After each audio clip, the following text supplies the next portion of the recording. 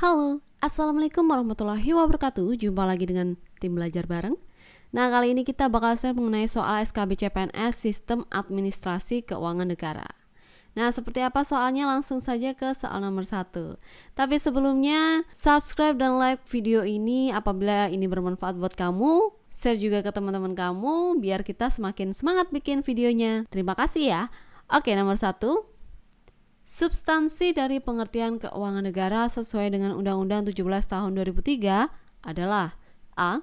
Seluruh hak dan kewajiban negara yang dapat dinilai dengan uang dalam penyelenggaraan negara. B. Seluruh pengeluaran uang dan barang milik negara dalam rangka penyelenggaraan negara. C.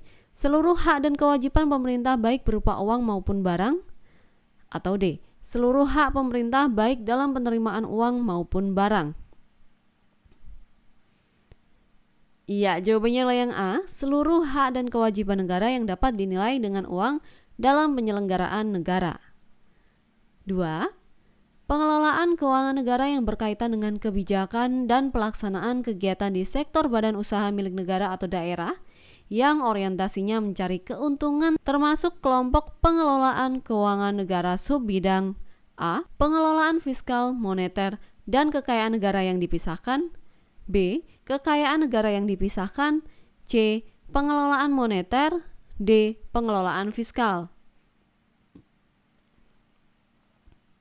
Iya, jawabannya adalah yang B. Kekayaan negara yang dipisahkan. 3.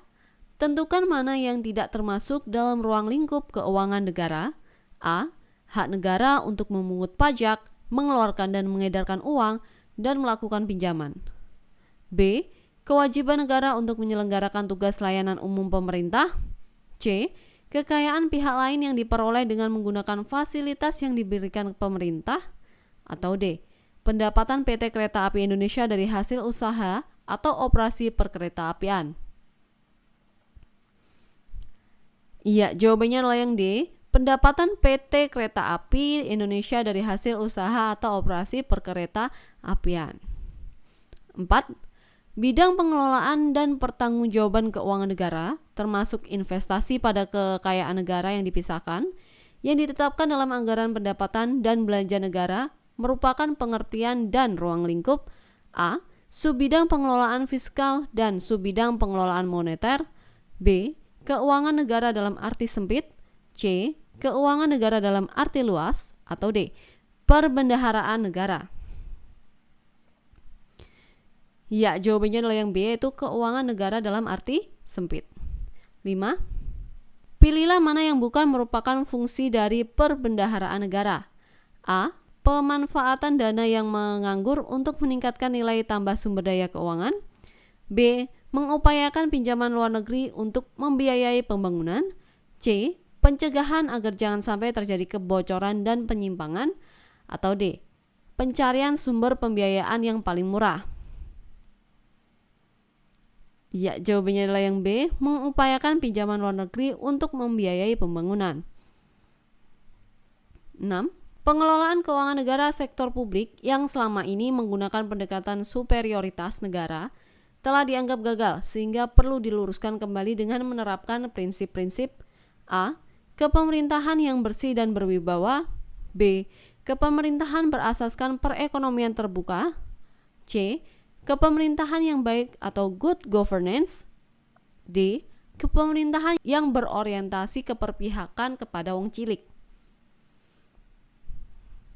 Tepat sekali, jawabannya adalah yang C, yaitu prinsip kepemerintahan yang baik atau good governance. 7. Penganggaran mempunyai 3 tujuan utama, yaitu stabilitas makro, alokasi sumber daya sesuai prioritas, dan pemanfaatan anggaran secara efektif dan efisien. Untuk mencapai tujuan itu, salah satu pendekatan yang digunakan adalah A. Penerapan anggaran secara dikonsentrasi. B. Penerapan anggaran berimbang dan dinamis. C. Penerapan penganggaran berbasis kinerja. Atau D. Penerapan prinsip kemandirian dan kesetaraan. Ya, jawabannya adalah yang C, yaitu penerapan penganggaran berbasis kinerja. 8. Dalam penyusunan anggaran berbasis kinerja, setiap program dan kegiatan yang direncanakan harus dilengkapi dengan unsur di bawah ini, kecuali A. Standar pelayanan. B. Indikator kinerja, C. Standar biaya, atau D. Evaluasi kinerja. Tepat sekali jawabannya adalah yang A, yaitu standar pelayanan. 9. Penyusunan rencana kerja dan anggaran kementerian atau lembaga dalam kurung RKA atau KL menurut PP nomor 21 tahun 2004 meliputi A. Seluruh kegiatan satuan kerja di lingkungan kementerian negara atau lembaga, B. Seluruh kegiatan satuan kerja di lingkungan kementerian negara atau lembaga termasuk kegiatan rutin dan pembangunan, C. Seluruh kegiatan satuan kerja di lingkungan kementerian negara atau lembaga termasuk kegiatan dalam rangka desentralisasi dan tugas pembantuan, atau D. Seluruh kegiatan satuan kerja di lingkungan kementerian negara atau lembaga tidak termasuk kegiatan dalam rangka desentralisasi dan tugas pembantuan. Iya, jawabannya adalah yang C. Seluruh kegiatan satuan kerja di lingkungan kementerian negara atau lembaga termasuk kegiatan dalam rangka desentralisasi dan tugas pembantuan. 10. Dalam penyusunan RKA atau KL, hal yang harus diperhatikan antara lain adalah A. Harus mengacu pada rencana kerja kabinet pemerintah yang sedang berkuasa, B. Harus mengacu pada prioritas pembangunan nasional dan pagu indikatif, C. Harus mengacu pada prioritas pembangunan nasional, atau D. Harus mengacu pada pagu indikatif. Ya, jawabannya adalah yang B. Harus mengacu pada prioritas pembangunan nasional dan pagu indikatif. Nomor 11. Kementerian Negara atau lembaga dalam tahap pertama membahas RKA atau KL yang telah disusunnya bersama-sama dengan A. Komisi terkait di DPR, B. Kementerian Kementerian Keuangan, C. Kementerian Perencanaan, D. Panitia Anggaran Eksekutif. Ya, jawabannya adalah yang A, yaitu komisi terkait di DPR. 12. Tentukan mana yang bukan menjadi ruang lingkup perbendaharaan negara. A. Pelaksanaan pendapatan dan belanja daerah, B. Pengelolaan piutang dan utang negara atau daerah, C. Pelaksanaan pendapatan dan belanja negara, D. Pengelolaan investasi dan barang milik BUMN atau BUMD. Iya, jawabannya adalah yang D. Pengelolaan investasi dan barang milik BUMN atau BUMD. 13. Pilihlah mana yang bukan merupakan asas umum perbendaharaan negara. A. Semua pengeluaran negara termasuk subsidi dan bantuan lainnya yang sesuai dengan program pemerintah pusat dibiayai dari APBN. B. Undang-undang tentang APBN merupakan dasar bagi pemerintah pusat untuk melakukan penerimaan dan pengeluaran negara. C. Anggaran untuk membiayai pengeluaran yang sifatnya mendesak dan atau tidak terduga dibiayai dari pinjaman. D. Setiap pejabat dilarang melakukan tindakan yang berakibat pengeluaran atas beban APBN jika anggarannya tidak tersedia atau tidak cukup tersedia. Iya, jawabannya adalah yang C, yang bukan merupakan asas umum, yaitu anggaran untuk membiayai pengeluaran yang sifatnya mendesak dan atau tidak terduga dibiayai dari pinjaman. 14. Wewenang untuk menetapkan pejabat yang bertugas melakukan pengujian dan perintah pembayaran berada pada A. Menteri Perencanaan atau Bappenas, B. Kementerian Keuangan selaku pengelola fiskal, C. Kementerian Keuangan selaku bendahara umum negara, atau D. Menteri atau pimpinan lembaga selaku pengguna anggaran. Iya, jawabannya adalah yang D. Menteri atau pimpinan lembaga selaku pengguna anggaran. 15. Pilihlah mana yang bukan menjadi wewenang bendahara umum negara.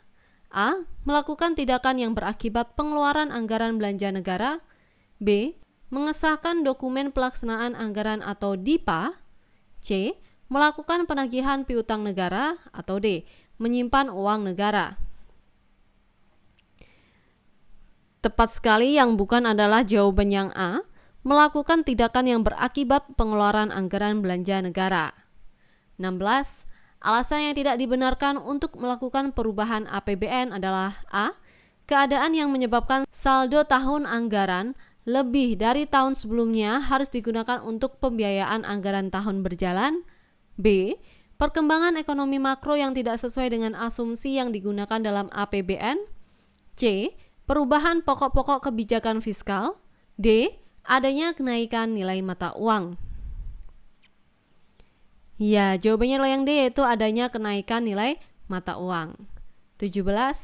Bendahara pengeluaran melaksanakan pembayaran dari uang persediaan yang dikelolanya setelah hal berikut ini, kecuali A. Meneliti kelengkapan perintah pembayaran yang diterbitkan oleh pengguna anggaran atau kuasa pengguna anggaran. B. Menguji kebenaran perhitungan tagihan yang tercantum dalam perintah pembayaran. C.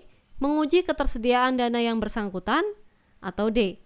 Menguji kebenaran material surat-surat bukti mengenai hak pihak penagih. Iya, jawabannya adalah yang D. Menguji kebenaran material surat-surat bukti mengenai hak pihak penagih. 18. Piutang negara jenis tertentu antara lain piutang pajak dan piutang yang diatur dalam undang-undang tersendiri mempunyai A. Hak mendahului. B. Hak sita atas barang milik negara.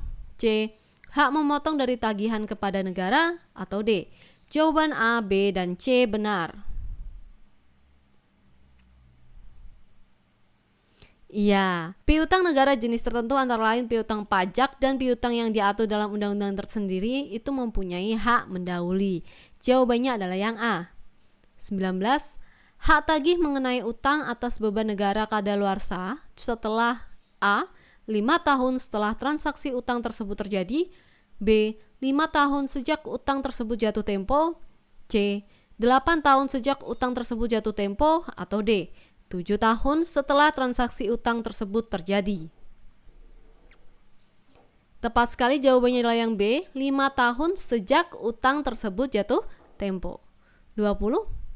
Undang-Undang Nomor 1 Tahun 2004 tentang Perbendaharaan Negara Pasal 58 ini mengamanatkan keharusan pemerintah pusat maupun daerah untuk melaksanakan A. Pemanfaatan aset negara seefisien mungkin. B. Pengendalian intern pemerintah sebaik-baiknya. C. Peningkatan pendapatan negara dari sektor perpajakan. D. Jawaban A, B, dan C benar. Iya, jawabannya adalah yang B. Pengendalian intern pemerintah sebaik-baiknya. Nah, itu merupakan 20 soal administrasi negara dari tim belajar bareng. Semoga tayangan ini bermanfaat. Thank you for watching. Wassalamualaikum warahmatullahi wabarakatuh.